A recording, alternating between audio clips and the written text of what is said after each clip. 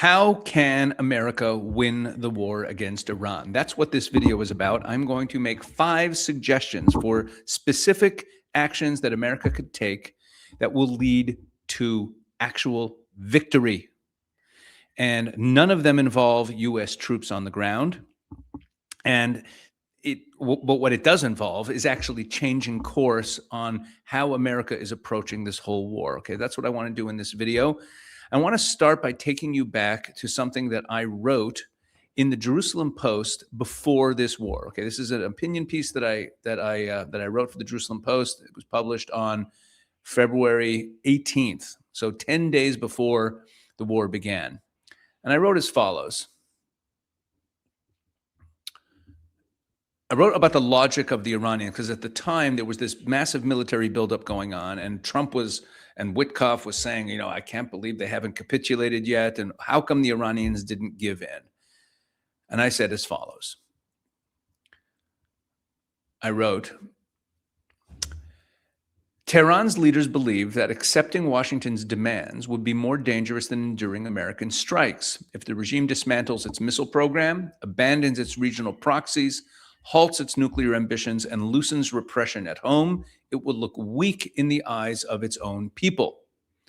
In the regime's calculus, such visible weakness is more likely to trigger internal collapse than would foreign military action.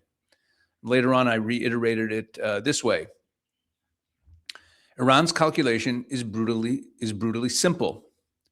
If it can prolong conflict even briefly, widen it regionally, and cause even a small number of American casualties, political pressure inside the United States will spike. The regime is betting that voices within Trump's own America First camp will demand disengagement the moment the U.S. soldiers start coming home in coffins. If the Islamic Republic can weather the blows of the U.S. military and merely remain standing at the end of a Trump presidency, it believes time will be on its side. Nuclear work can resume, missiles can be rebuilt, proxies rearmed, the regime can continue as if nothing fundamental has changed. That was the argument I made. And for our purposes, to sum it up here, the argument I was making was very simple. It was that the regime in Tehran fears their own people more than anything else. And if they could just turn this war into not a regime change war, but a war causing them lots of damage, but they still remain steadfast and in control domestically, then they will survive. And they're still playing the same cards. They're still playing the same strategy. So I want to suggest, as I said, 5 things that could be done to bring down the regime, to actually bring this war to a point of victory. Okay? Number one on the list, and this is going to sound like an inconsequential idea, but it's actually major, and it comes from a viewer of this channel who mentioned in a comment, I had been talking about Mojtaba Khamenei and how I don't really think that he's alive. And a viewer commented that the United States should insist on proof of life of Mojtaba Khamenei. And I think that this is a brilliant idea. And let me explain why. The biggest fear of the the biggest threat to the Iranian regime is the Iranian people themselves. Looking weak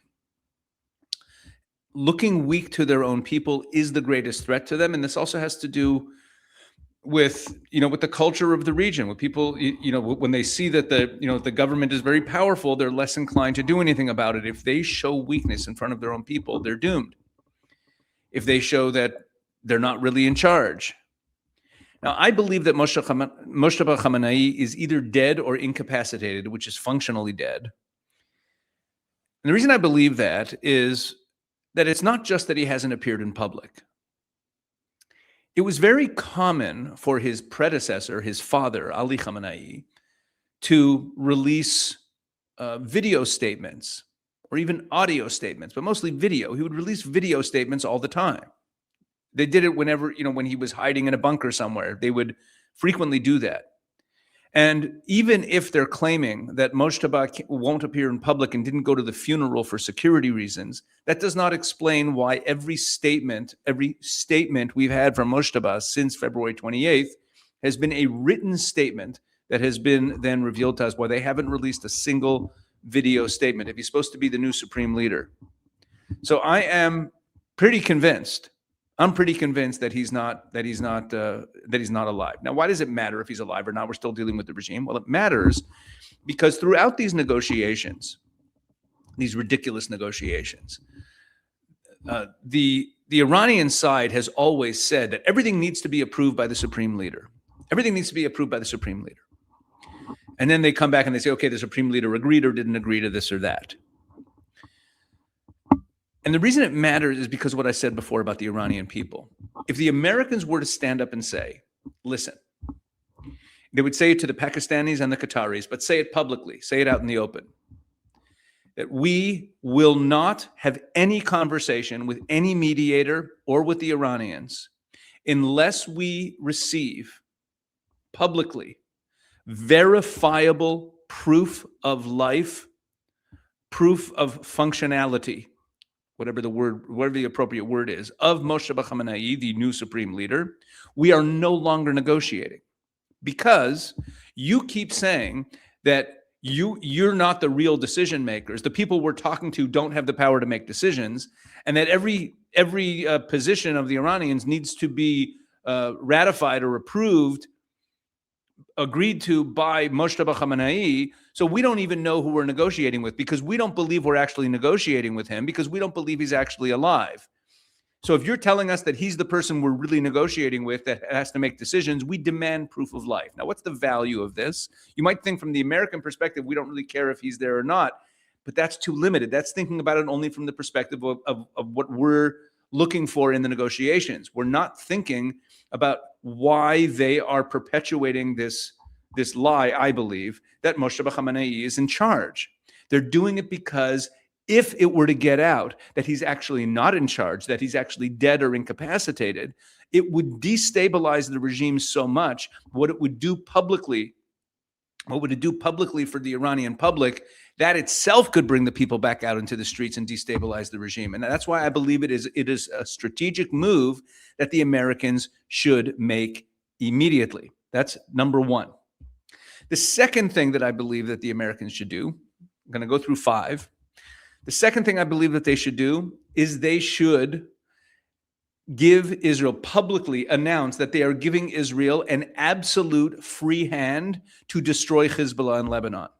And that they recognize that the only way for Lebanon to be a peaceful nation that has peace with its neighbors, that the only way to prevent the bombing of the civilians of Lebanon in the future from Israel, the only way for Lebanon to move to a more peaceful and prosperous future is the removal of Hezbollah. And therefore, because Hezbollah is an arm of the Iranians, it's not a proxy, it's not a separate organization, but because it is the foreign legion, basically, of the Iranian regime, and we are at war with Iran, and we are trying to defeat the Iranian regime. One front in that war is defeating Hezbollah, and therefore Israel should have a free hand to defeat Hezbollah. And Israel would be happy to do it and would go ahead and do it. That's the second thing I believe the Americans should do.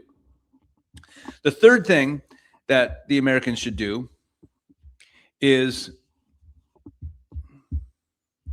that I believe that they should call the people back out into the streets.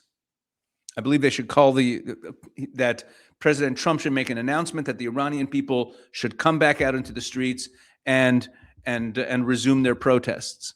And simultaneously to that, they should announce that they, or the Israelis, because the Israelis have said they're willing to do it, that they will be providing drone cover over the streets of Iranian cities, over the streets of Tehran, to protect the protesters from the IRGC. That they should do that. They should make it clear that they will be offering them protection, and they should call them back out into the streets. Okay? And then, in this announcement, also say that if any protesters are killed, the leaders of the Iranian regime, the current people in charge, the people we're negotiating with, the heads of the IRGC, will be directly targeted, and we know where they are. Provide cover for the protesters, call them back out into the street. Okay, that is the third thing I think that they should do. The fourth thing, which is connected to the third thing, it's almost like 3-point 3A. So maybe you're going to say I only have 4 ideas, but the fourth thing that they should do is that they should resume these strikes that Israel was carrying out in the closing days of in the final 2 weeks before we started the ceasefire. So if you go back, this is a Reuters story from March 12th. Israeli military says it struck besieged checkpoints in Tehran. The Israeli military struck checkpoints in Tehran operated by the Basij. The Basij is the stormtroopers of the IRGC, as part of an effort to weaken the rule of Iran's clerical leaders. The Basij militia is a part-time paramilitary force under the control of the IRGC that is often used to quell protests. That's their job. Their job is to be the heavies quelling protests. After identifying the deployment over the past day of the Israeli Air Force acting on IDF intelligence, over the past day, the Israeli Air Force acting on IDF intelligence has targeted besieged roadblocks and operatives. Okay, and then a couple days later, we had this story from Iran International. Israel's military says it targeted IRGC besieged headquarters in Western Iran. In other words, what Israel was doing in the final 3 weeks before we went to that ceasefire on April 8th, what they had just started to do in mid-March and were focusing on, while the Americans started to get focused on the Strait of Hormuz, is Israel started taking out Basij and IRGC checkpoints in the streets, because they set up these checkpoints all over to control the population, to prevent protests. And Israel started killing IRGC guys and Basij guys with drones. And they started attacking the training bases and the headquarters of the IRGC. And so the Americans should either start targeting, forget about targeting civilian infrastructure. The regime will not fall because infrastructure gets destroyed. It could ultimately lead to the people to come out into the streets because they don't have electricity, etc. But cut out the middleman or the middle step. Just call the people out into the streets and go after the IRGC. Go after the IRGC headquarters. Go after the IRGC checkpoints. Make the IRGC and Basij guys terrified to show themselves in public, while the Iranian people start pouring out into the streets. The final thing that the Americans should do, and before I get to the final thing the Americans should do, before I get there, I want to remind you about an important webinar that is taking place on Monday that you do not want to miss. Make sure you're registered for this. Are we headed for regime change? What to expect from the Middle East? This is being hosted by Israel 365 Action, the organization that I lead. And this is going to be a wild webinar, amazing panel. We're going to learn so much from this.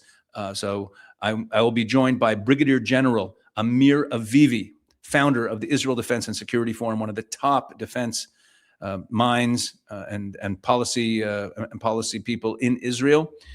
He will be with us. Brian Kennedy, president of the American Strategy Group and a senior fellow and former president of the Claremont Institute, one of the top public intellectuals on the American conservative political space, and he'll be joining us as well. Dr. David Wormser, who is a senior analyst at the Center for Security Policy, one of the top experts in the world on the Middle East, and hopefully you're following my weekly conversations with him on Israel 365 News YouTube channel. And Lieutenant Colonel Jonathan Conricus, former IDF spokesman and currently a senior fellow at the Foundation for Defense of Democracies. This is going to be an amazing webinar. You can sign up for it in the link in the description of this video. It is taking place live at 1 p.m. Eastern Time, 8 p.m. in Israel. But if you register, you will receive an email with a link to the full webinar after it airs. So even if you can't make the time, make sure you're registered for the webinar. Again, you could sign up by clicking the link in the description of this video, or you could click this QR code. You could scan this QR code, and this will also take you to a sign-up page where you can register for the webinar. Make sure you're registered. You do not want to miss this. And like I said, even if you can't make the time, 1 p.m. Eastern Time on Monday, you'll still have access to the webinar so long as you are registered. All right. So the last thing that I think the Americans need to do and should do if they really want to win is they should, in addition to putting the blockade back on, which they've done, they must demand that the Pakistanis who have been playing mediator, and the Americans are praising them as this mediator, stop helping the Iranian regime. And they should be very specific, and they should do it publicly. I'd like to see Secretary of State Rubio or Secretary of War Pete Hegseth get up and say that we are calling on the Pakistanis to close the overland trade routes between Pakistan and Iran that they have opened since the war began. Very simple. In this piece from Iranian state media from 2 days ago, it talks about why the blockade was a failed strategy, why the blockade wasn't working. Now, the blockade was not a failed strategy. It weakened the Iranian economy, but it was not hermetic. It was not nearly as successful as it could have been. And they even mention it in here. They talk about how Iran continued to maintain control of the Strait of Hormuz and kept alternative trade routes active, alternative trade routes. Okay, and they mentioned it a few times in here that they have these alternative trade routes. Now, we knew about them. I made a number of videos earlier in the war, or in the last few, since the ceasefire, where I talked about them. Here's a story from late April. Pakistan launches road trade routes to Iran amidst Hormuz crisis. Pakistan has launched 6 overland transit routes for goods bound for Iran, establishing a road corridor through its territory as thousands of containers that were stuck at the Karachi port due to the U.S. blockade, suddenly they broke the blockade. They set up 6 overland trade routes. A lot of that stuff was coming from China through Pakistan, but they set up trade routes to break the blockade. And the United States must have known about it. It was in the media. If I know about it, they knew about it, and they turned a blind eye. And those trade routes are still operating, even though this blockade is on. Who knows? Maybe they've expanded the trade routes. I don't know. But if the United States actually wants to win this war and win it decisively and quickly, they could do these 5 things. Let me review them again. Make a public declaration that we must see signs of life of Moshtaba Khamenei, or there will not be any discussion with any mediators or any negotiation. Demand signs of life. Say it has to be a verifiable sign of life. It could be whatever you want it to be, but it's got to be a verifiable sign of life. Do that, because they won't be able to provide it, and it will destabilize this regime better than any strikes on any civilian infrastructure. It will cause an earthquake domestically in a positive way. Second thing to do, give Israel a free hand to destroy Hezbollah in Lebanon. Because remember, the Iranian, I didn't explain this well enough. The Iranians, you notice they have missiles. They're always firing rockets and missiles. They don't really have much of a ground force in Iran. That's not the way their army is built. But their ground army is Hezbollah. And what I'm also calling for here in giving Israel a free hand against Hezbollah is to stop pretending that Hezbollah is a Lebanese thing. It's not. Hezbollah is the foreign legion of the Iranians. It is their ground army. Hezbollah is not a proxy the way the Houthis or Hamas are, that they're a separate organization that receives funding and weapons. Hezbollah is Iran, and call it that. Refer to the Hezbollah-Israel front in Lebanon as the war against Iran, and we're at war with Iran, and call on Israel to have a free hand to rid Lebanon of Hezbollah once and for all. Make that statement. Call people out into the streets. Offer them protection from the air against the IRGC and the Basij, and degrade the IRGC and the Basij. Start attacking them directly. You don't have to take Karg Island. You don't have to destroy energy facilities. Attack Basij and IRGC checkpoints. Attack the personnel. These are low-level people.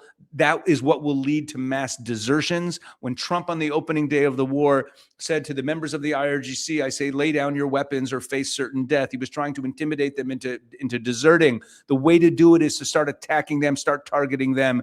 It will give protection to the people. It will weaken the regime domestically in a way that none of these other attacks will. And that is what will ultimately lead to victory. And finally, close off the Pakistani overland trade routes that are breaking the blockade. Call the Pakistanis out on their duplicity, on the way that they're actually assisting the Iranian regime to get around the American blockade. These are the things that the United States could do to actually lead to victory. Thank you for watching. God bless. Hope you found this helpful. Please drop a comment. Tell me if you disagree with me. You might say that I'm missing something and I'm just this outside observer. Who am I? Just a guy sitting in, a rabbi sitting in, sitting in a studio. But I believe that based on who the Iranian regime is and what they actually fear most and what could actually lead to victory, I believe that these are the steps that America should take that will lead to the fall of the regime and lead to actual victory in this war without American boots on the ground. God bless.